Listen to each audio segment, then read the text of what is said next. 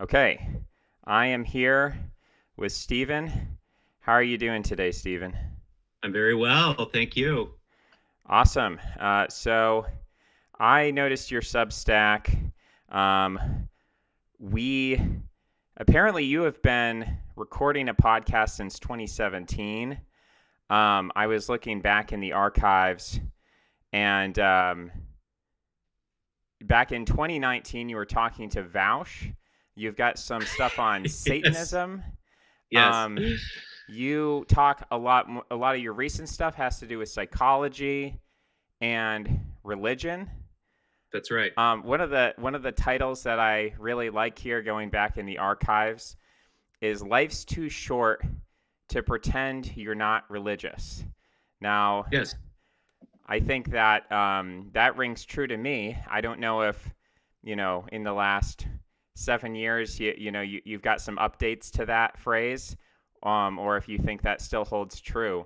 But could you kind of explain what you mean, especially to my audience, which is heavily secular, atheistic, agnostic? What does that mean?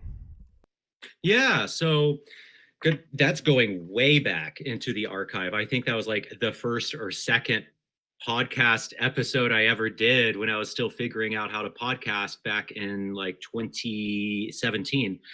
So that was an interview with a theologian and author named David Dark, and he had just released a book called Life's Too Short to Pretend You're Not Religious. And the basic idea is that religion encapsulates much more than what we think it encapsulates in the West, in particular in America, where we tend to have a very Protestant view of what religion is. So religion has a building, it has buildings, it has a holy book, it has political power, it has money, it has liturgy. Um, Protestants have liturgy, even if they say they don't. Um, so all of we tend to look at religion from a very Protestant Christian perspective.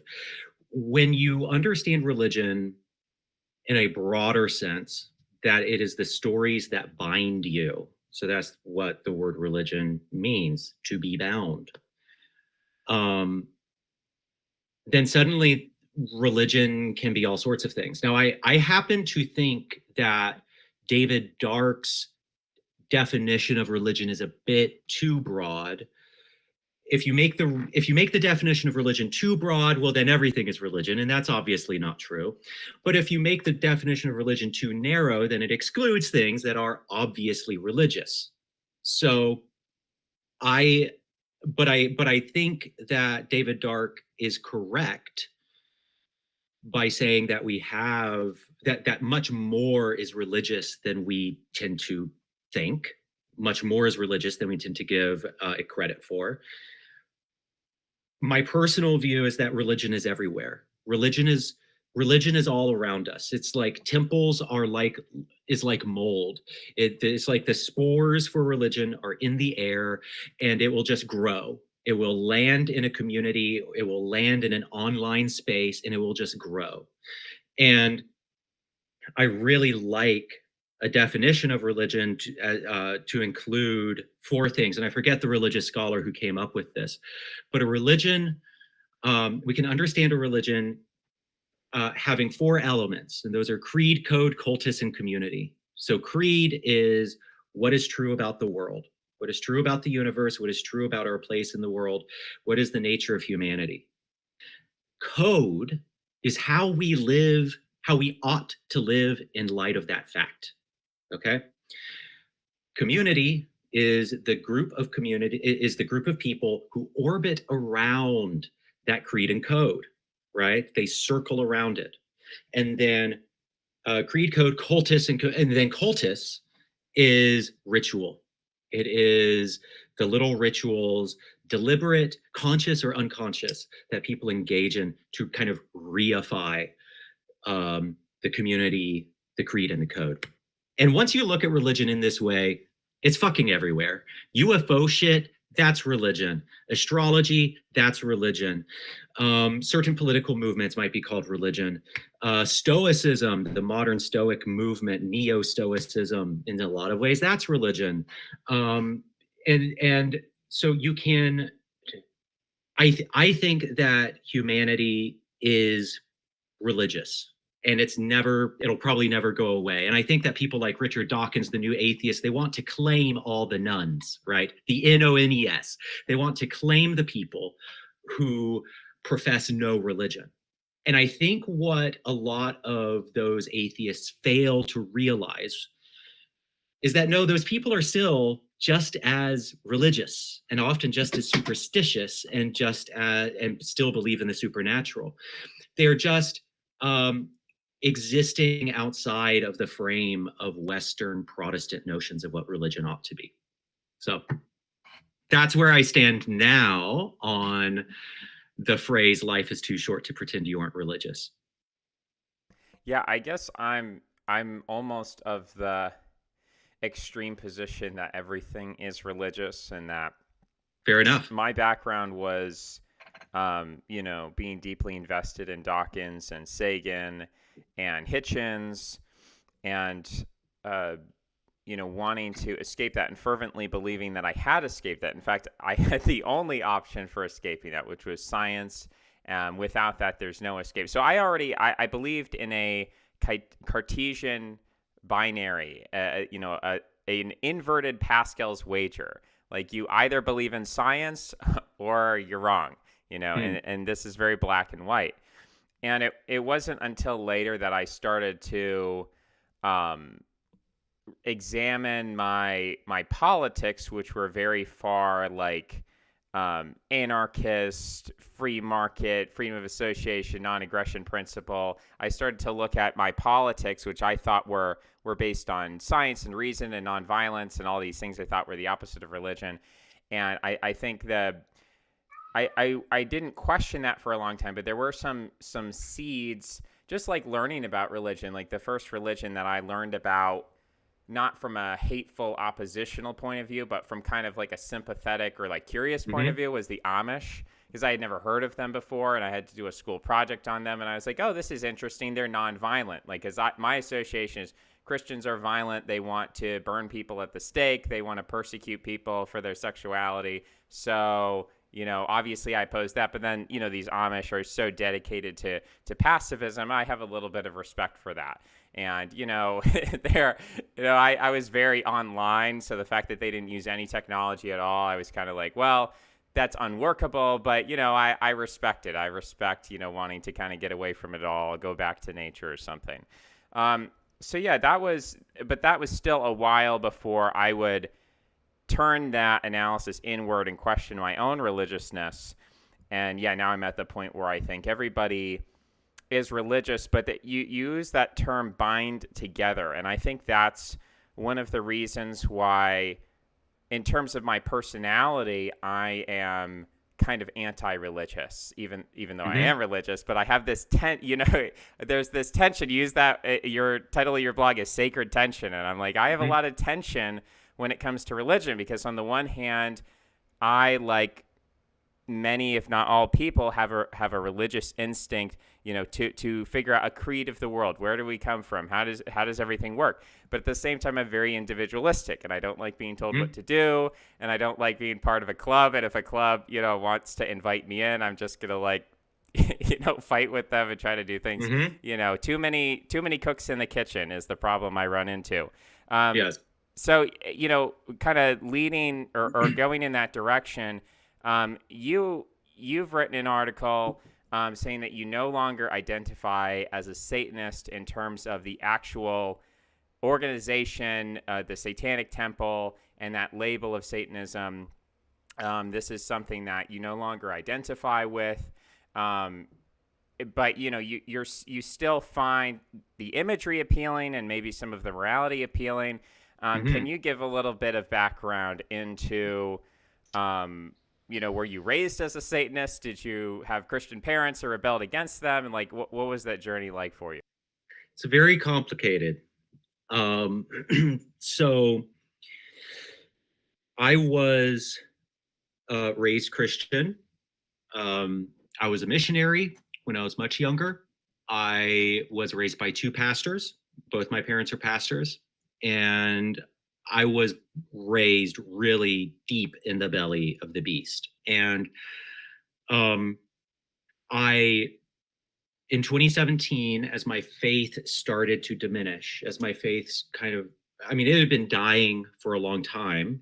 I could no longer believe in the core claims of Christianity, but I still recognized the importance of religion in my life. I still understood that religion offered me a guiding narrative, guiding symbols, um, a community ritual, all of that stuff that makes life meaningful and really beautiful. And I realized I still needed that. So I converted directly from Christianity to non theistic Satanism in 2017. And the reason for that, the reasons for that are very complicated. Um, the most honest and sincere answer is that I felt wanted by the Satanists, and human beings are simple creatures, and we go where we are wanted. And it really is that simple. On top of that, I resonated with the reconciliation of opposites that non theistic Satanism represents. The marriage of atheism and religion is a big one. The marriage of fun. Satanists have a lot of fun. It's a very fun religion. The party doesn't start until the Satanists show up. So the combination of fun with sincerity, with sincere religious expression. And it's like beneath the fun, it is dead serious, because if you follow a trickster god in the way that Satan kind of is, then having fun and trolling, for lack of a better term, will be an honest expression of your religious faith. Um, so there are a lot of tensions within Satanism that I really enjoyed. The reconciliation between light and dark, the reconciliation between masculine and feminine, the unity of sincerity and satire. All of that stuff kind of comes together in this conglomerate mess in non-theistic Satanism. And so on the one hand, you have total trolls. On the other hand, you have people who are dead serious about it, and everything in the middle, everything in between. The important thing for people to know about Satanism, and the Satanic Temple in particular, is that it is non-theistic, which means they do not believe in a literal God or a literal Satan. This is all symbolic. And also, it isn't necessarily rooted in the biblical Satan as the personification of all evil. Rather, it is rooted in a literary tradition that started with Paradise Lost by John Milton, and then kind of continues from there, especially through the Romantic era, through authors like Shelley and Byron, Baudelaire, and Anatole France. So really, really important for people to understand that. And then I was a very prominent member of the Satanic Temple, and I was very involved with the Satanic Temple for 6 years. 3 of those years were spent as a minister, ordained minister of Satan, and as a leader in the Satanic Temple, where I oversaw, with a number of other people, the international body of ministers. I officially stopped identifying as a Satanist when I resigned from leadership in December of last year, actually, of 2023. There are many reasons for that.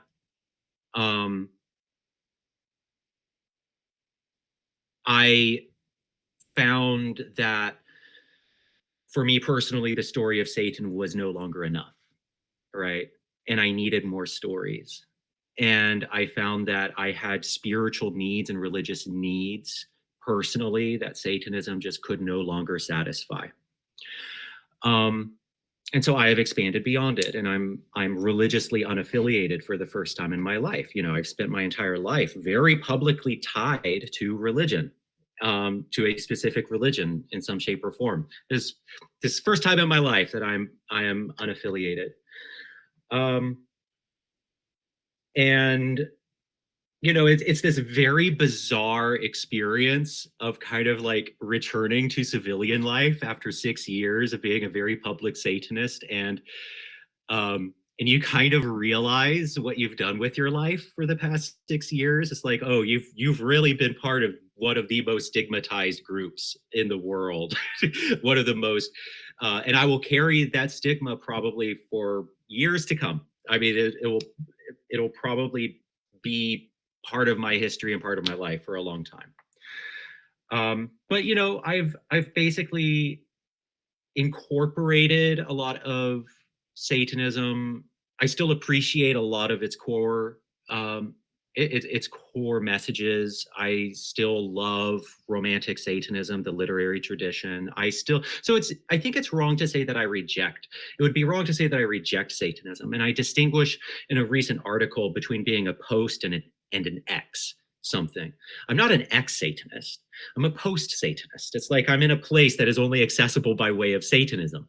I'm maybe one of a small handful of people who is both post Christian and post Satanist.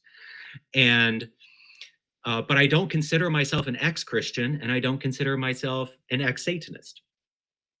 So now I am drawn to a lot of contemplative practice, and that's always, I think, been my first love, is contemplative practice, meditation, um, and the contemplative traditions in religions like Buddhism, Christianity, and so on. So that's where I am now. That's fascinating. I think we're sort of the opposite in the respect when you talk about being on your 6 year tour of duty versus civilian life. And I've pretty much, I've spent a lot of time trying to understand religion, reading about religion, thinking about religion, but you know, for maybe very rare periods, if somebody had asked me, "Are you religious?" I could have given them some kind of affirmative, ambiguous. Well, maybe I am, or Mm-hmm. I'm trying, or I'm investigating, or I'm thinking about it. Um, so I admire the fact that you kind of were just willing to drop it to you know not instead of it's kind of like when you lose a job. I mean, and not to downplay it, but to give maybe a more mundane example No, is that's a very good example. when you lose a job. I'm the type of person who will stew and brew and be depressed for a number of months, even if it was a bad job, just because it's like I crave that normalcy. It's part of my identity, and so then actually having to like put myself together and be like, okay, I'm going to get another job now. It's emotionally difficult for me, and so I can't. For me, it's like almost inconceivable that I could be part of a religion and then not give that like time for grieving and so on, and just be like, no, yeah, it's intolerable that I be ambiguous. I'm just going to full-heartedly join this other thing. So I think that's very bold of you. And I also sympathize with what you're saying about X versus post. That yeah, I look at if that's something I think I've struggled with. Is there's a I call it the patricidal instinct, which Mm-hmm. is you come from somewhere, or you used to admire certain people, certain mentors, you looked up to people, you felt you were part of something, and then there's some kind of break. And I model that as like a mythologically like a father-son relationship. And so like in Greek mythology, you have, Zeus has to kill his father, and even I think Kronos has to kill Uranus. So it's this cycle of sons killing fathers. And that's how I view the X phenomenon, is people who feel the need to kill where they came from in order to create a new identity for themselves. And so having that, whether that's good or bad, it's clearly distinct from what you're talking about of being post something, where you're not saying I'm in this dualistic opposition to Satanism, but that actually Satanism is just part of the story, or it's too small. I want to be That's more right. expansive. I want to embrace more things. So you've mentioned some of these contemplative practices. Um, I wanted to ask you mythologically, um, how you, because I've been very interested in, like, I think one of the first religious writers that I read was Joseph Campbell, Hmm. and he's a Jungian, so he takes this approach that all mythology and all storytelling is an attempt. It's almost like chemistry in the sense of, an actual atom is not like it's not like these little balls of protons and neutrons and then these balls of electrons. That's just a model that we use to try to conceptualize what's going on. And similarly, there are things that happen emotionally for human beings that it's hard for us to directly perceive, whether it's because it's too complicated, or we call it mystical, we call it spiritual. And so the best we're able to do is we're able to model things with metaphors, like I just mentioned. So people have a psychological need to create their own identity in opposition to something else when there's a traumatic event. And so one way that can be mythologically symbolized is with patricide. So then you get this Greek mythology. How is there mythological traditions that, because that's, I guess, why I've never been interested in Satanism, is kind of, I would say maybe for similar reasons, is that I've always felt that it was too confined to an Abrahamic tradition, or even Milton Romantic Satanism literary tradition. I'm like, no, there's so much ancient text, and there's so much I Hmm. haven't read, and I can't like read the Mahabharata. I can't read like Indian sacred texts and be like, well, what is the satanic perspective on this? That's kind of always been my issue. Is how much have you engaged with, or do you have any attraction to various pagan traditions, Celtic, Roman, Greek, Slavic? I mean, Hmm. have you investigated any of that? A bit. I think an argument could be made that Satanism is kind of a subset of neo-paganism, where instead of, and actually there's quite a bit of crossover, where Satanism tends to be kind of just innately syncretistic, and so you meet a lot of Satanists who have dual religious identities. So they will be Satanists and Buddhists. They will be Satanists and witches. They will be Satanists and pagans. And they just kind of incorporate Satan into their pantheon or whatever the case. So Satanism is has a lot of overlap with neo-pagan with neo-paganism, and I think it kind of has the same roots too, kind of the Western esoteric stuff. Um, so they're very close cousins at the very least. Um, Okay, go ahead. Sorry. what's up? I was just going to ask you, speaking of this Western tradition, uh, how do you feel about metaphysics? I would say broadly, there's kind of a spectrum from Nietzsche to Plato, and you get some oddballs like Heidegger. How have you gotten into metaphysics? What sort of perspective do you have on that? Well, so I'm not the deepest philosophical thinker. So I will just caveat all of this by saying that there are philosophers on Substack who can regale you with this stuff, and I'm not one of those people. Um, for years, I would say that I was essentially a materialist, a physicalist. I'm now agnostic on that, and it isn't right to say that I now believe in souls or I believe in the supernatural. No, not at all.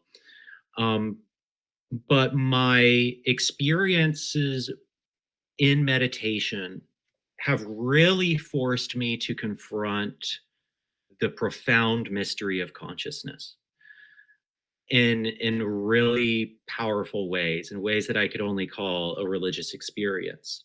And those experiences have pushed me to agnosticism, on the nature of external reality. So is consciousness, is maybe panpsychism the way the universe is? What explains consciousness and matter and all of that stuff? I would say that materialism might very well be the right answer to that question, but I'm at the point where I just kind of have an open-handed wonder towards the cosmos, um, and that right now is pretty much my approach. Why do you feel, in your opinion? I mean, maybe we can question there's some question begging going on, but um, assume that maybe we are becoming. Well, now I'm trying to ask the question. I'm questioning if this is even a good question. But Go for the it. question was going to be, why are we becoming less religious and more political? And then I'm like, well, maybe we're not becoming less religious. And okay, are we even becoming so? So I guess, are we becoming less religious, and are we Yeah. becoming more political? I don't think we are becoming less religious. And I think that all of these reports, and I alluded to this at the beginning, I think that all of these reports about how unchurched everyone is, and so the nuns, the NONES, the people who select none uh, with religious affiliation, people like the friendly atheist want to claim all those people as their own, but that's just not true. Those people are doing their fucking horoscopes, and they're seeing, DMT entities, and they're talking, and they're like communing with aliens while tripping on psilocybin. Like, they are still profoundly religious. And I would say probably a lot of them are engaging what might be called proto religions, stuff that, like I was just looking at on Substack. There's someone on Substack had some profile I stumbled across. He was like, I am the in-house astrologer for some gentleman's company. I'm like, an in-house astrologer? Um, for like some New York for some like New York business. That's religious. And so people who might think of themselves as religious, as non-religious, they're still engaging in that religious impulse, um, with things that could be called occult or new age or proto-religious. And I just don't think it'll go away. It's like mold. And it's like fungus. The spores are there, and you create. I see it online all the time. Just look in fandoms. Look in the Harry Potter fandom and you find the Snape wives. Look in various fandoms and you will see this. You will find shifters, the people who believe that they can shift between realities, and it grows out of the weird, crazy fucking fandoms that are cultivated online. So yeah, I just don't think it will go away. Now the question is organized institutional religion, is that in decline? And the answer is an obvious yes, right?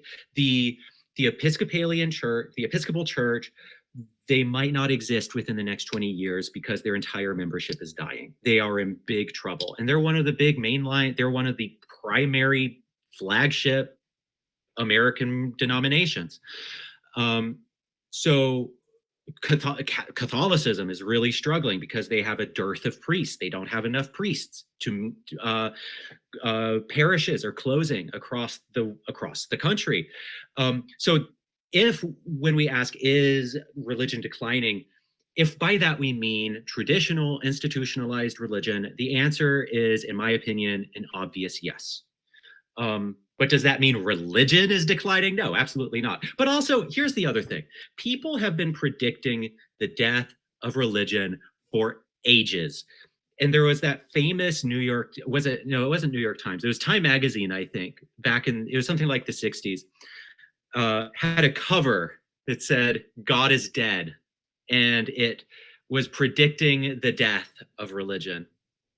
And what it did not predict was the new religious right and Jerry Falwell and the evangelicals and the coalition of evangelicalism and political power that was the entire 80s and 90s. It just so I'm just super skeptical now when people say religion is dying. Um, and so I also need to caveat the claim that institutional religion is dying with maybe that is the equivalent of me being that Times Magazine cover. Maybe in 10 years or 20 years, we will see a new resurgence. Can you talk a little bit about human sexuality, um, and how? So, I guess there's two points I'd like to mention. One of which is you talked about fandom and literature and shifting, and I think that was the first. That was another thing that it was very unconscious, but I had such a religious reverence for Tolkien and C.S. Mm-hmm. Lewis and those Yes. fantasy writers, and I fully, and I legitimately believed as a child. Well, I almost forced myself to believe, like, maybe Hagrid's gonna come and take me to Hogwarts. Yes. So that I didn't talk to, but see, I wasn't online at the time, or I wasn't to interact. My ability to interact with the internet was limited in the way that I wasn't finding other Harry Potter fans and reinforcing those things. Um, these were like private little thoughts that I had that I wasn't honest about because they would be silly or embarrassing. But yeah, that was the point. I was like, okay, literature is very powerful. I've experienced that. I don't want to ban literature, even if it's false or symbolic. And so, how do I reconcile that with my opposition to religion? Isn't it, if I admit there's a value to literature, then couldn't there also be a value to religion? Um, the Hmm. the so that's just a comment, but the question I want to ask about is the evolution of human sexuality. There is a perception on the right that um, we've sort of opened Pandora's box and people are going wild and crazy. And actually, everyone is like a Satanist. They're all doing orgies and hedonism and things like that. I have to say the rumors of satanic orgies are very overblown. Um, they tend not to happen. Um, here's the secret about Satanists. They're all just autistic nerds who wear black. So it's really not nearly as exciting as people think it is. Anyway, go on. Well, that almost might add to this question, or the assumption of the Sure. question, which is that even though I think conservatives believe that human sexuality is becoming more animalistic, more liberated, more because they I think they have a superficial. What they do is they look at a Madonna or they look at a Lady Gaga. They look at and I use this term, it's a term of affection. They look at freaks, they look at Yes. queers Yes. who are in popular culture, and they say, look, Lady Gaga is very popular, and all the little girls are going to look up to her and be just like her when they grow up because they worship her and they want to emulate her. And that's a hypothesis, but then we actually look at maybe the data, and there's some contradictions in terms of what's actually happening with people's sexuality. And one That's of right. those contradictions comes with transgender people, where I think the right wing has made them into a boogeyman, where they're these hypersexual predators who, are just they're consumed by pornography addiction to the point where they're all pedophiles. And then when you look at the actual, I was just looking at some data in terms of actual porn use, and it's cisgender heterosexual men who use porn more frequently than transgender Yes. identified male to female. So there's an entirely different hypothesis, which I don't really think is talked about by either side, because when the left is generally defending sexual minorities, they're not saying, well, actually, we have low sex drives, or actually we're more celibate than the conservatives are. They don't generally go to that argument. So it's a rare argument to make or find. But to your point about, oh, everyone thinks Satanists are having orgies and we're not that exciting. We're kind of boring. It's like, is is that because I assume that 200 years ago that the Marquis de Sade or something, maybe that's a fault, maybe that was just trolling as well, but I guess I'm asking. So the first question I was asking was, has religion declined? And you said organized religion, yes, but religion itself, no. And then the other question would be, has is human sexuality itself in decline? Are we experiencing a biological fertility crisis? Are we experiencing a crisis of masculinity and femininity? Are we experiencing a crisis? I mean, and what does that crisis mean? And sort of where are we going with that? And what might be the resolution? Only some of the biggest topics. Okay, so I mean, we've just stumbled into one of my big interests, which is sexuality, and I write quite a bit about sexuality, and I write quite a bit about men's issues and how those issues intersect with sexuality. Um, is is human sexuality in decline? No, absolutely not. Is um, I guess we should probably define what we mean by sexuality, sexual expression. I think that um, I do think that it's worth thinking about uh, lowering fertility rates in developed countries. I think that that is smart people should be thinking about that. As developed countries become more developed, they tend to have fewer children. So I think that's true. I'm not going to say it's a crisis or not a crisis. I just think smart people should be thinking about that. But is sexuality in decline? No. I do think that. Are you Gen Z, by the way? I appreciate the compliment. I'm a millennial. You're a I'm a millennial. baby-faced millennial. Yeah. You are a baby faced millennial. How old are you? I had to sacrifice many virgins to achieve this You threw many virgins into volcanoes to attain your Dorian Gray Yes, youthful exactly. looks. There's a painting over there with my face on it, and if I don't dust it every day, I start to get wrinkles in Hmm. my face and stuff. Of course. Yeah. Okay. Well, um, oh, what was I saying? I think that Gen Z is more risk averse. In some ways, that's really good. There's less pregnancy. There's less, teen pregnancy out of wedlock. There's less drug abuse.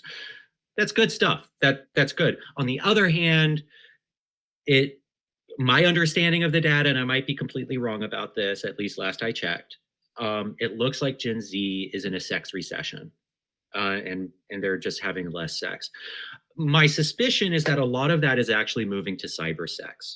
So my suspicion is that a lot of this stuff, human sexuality, is moving to kind of disembodied cyber sex. Um, Whether it's like watching porn for one, absolutely, there's a lot of that, but also watching webcams, all of that stuff. And so it's like human sexuality is a lot of it is being channeled into cyber sex, I think. But is but the impulse is still there. I mean, human sexuality is still flourishing as much as it ever has in individuals. It's less embodied, I think. Have you heard of this term igosexuality? Oh God, do I want to know? Well, What is what is that? it's actually just a composition of the word ego meaning self and a meaning not. So you combine it, you get ego meaning not the self. So it Hmm. means it's referring to a form of disembodied sexuality where a person is. I mean, you could say traditional forms of that would be like voyeurism, where you are having a Oh sex. yeah, Yeah, you're having a sexual experience, but your own body and your own person is not participating in that experience. yeah. And so, yeah, there's a number of ways that can manifest. And are you familiar with Catherine D or Default Friend? Of course, Yeah, yeah. yeah. So Her so stuff is she's fascinating. she's the one who introduced me to that concept. And I'm also interested. I'm working on a piece on the psychology of stalking, and Mm, I've come to the conclusion that stalking is a sexual phenomenon, even if it's not consciously sexual. Also, trolling, I think, is part of that spectrum. mm, So I guess that's sort of in the same way that we've talked about how people have a narrow definition of religion. Like you're only religious if you go to church every Sunday, and you're yeah, saying no, there's actually a broader phenomenon here that's hidden.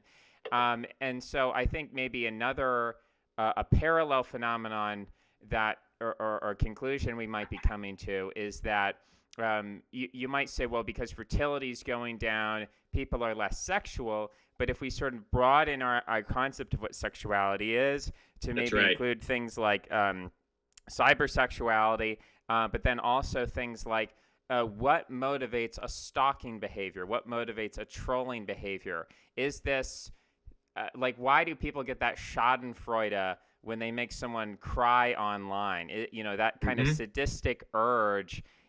Is that and part of the reason why I started to wonder about that is when I started to study serial killers, Hmm. and these serial killers, they would sometimes be directly sexual with their victims, but other times there are these, it's very gruesome stuff. It's the stuff of nightmares, but I wanted to understand. I was like, what motivates it? Is there a gene for it? And what I started like looking at these different self-reported stories of saying that they would hurt people, and without any sort of direct sex act or stimulation, they would orgasm simply from hurting people. The idea of hurting another person. Now Yeah. that to me is not a biologically determined erotic response. That's a psychologically determined response. It's the thought that I have the power to hurt other people. And if that can happen, in the real life with flesh to flesh serial killers, can that also happen digitally, or is there a cyber sex version of serial killers where people are stalking, trolling, trying to make people cry online, and they're actually getting an erotic response? I mean, maybe they're not having an orgasm in response, but they're getting a kind of emotional high. And what is the relation of that to sexuality? Is that in itself a sexual complex? Um, I haven't published the essay yet, so I don't have the evidence to convince any of that in the time Yeah. that we have No. remaining. But that's kind of my final. That was my final thing I wanted to introduce to you. Maybe food for thought. As we're coming to the end of the hour here, I want to give you the last word, concluding thoughts. Tell me what you're working on, who you think we should read. Uh, lay it all out there. Um, First of all, can you hear me okay? Because there has been some interference Let me with turn the off my connection. camera so that we avoid some of that interference. Okay. Okay. And you can turn off yours as well if that helps. Okay. Sure. And you're able to hear me right now, Yes, I can correct? hear you. Okay, perfect. Um, Stuff that I'm working on right now. I am thinking of bringing my podcast back, so people can stay tuned to.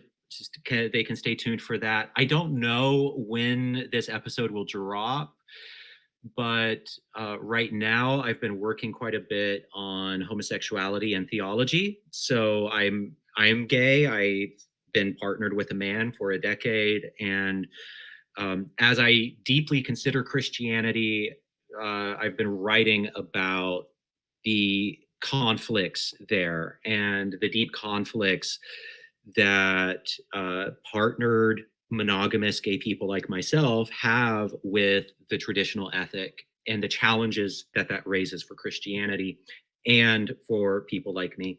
So that's the piece that dropped this week. I mean,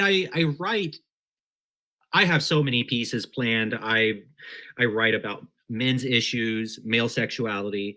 I write about uh, deconstruction, uh, religious deconstruction. I write about theology. I write about spiritual experiences of non-duality. So all kinds of crazy, bonkers stuff.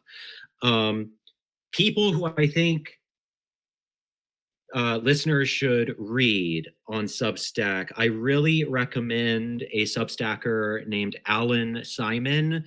He's very small. I think he just hit 100 subscribers, but his stuff is great. He covers religion, and his Substack is called Chill Theology. And each week he does kind of a deep dive into a different religious tradition, and it's just very good writing, and I recommend him. There are several others that I could think of, but he's the first one who comes to mind. Awesome. I just pulled him up, so I'll make sure to put him in the show notes. Um, this was great. I really appreciate you coming on, and I haven't. This has been a very slow process of interviewing people. It's taken me months and months, and I don't want to swamp my audience, because I know some people hate the interviews, but I really appreciate them. I think I gain a lot from them, and I hope other people do as well. Please go check out what Steven's doing, because there's 7 years of stuff there. So if you like this, there's plenty to investigate. But yeah, I appreciate you coming on, and I hope we can talk again soon. Yeah, seriously, anytime. Awesome. Okay, take care now. Talk to you later. Thank you. You as well. Bye-bye. Bye. And good.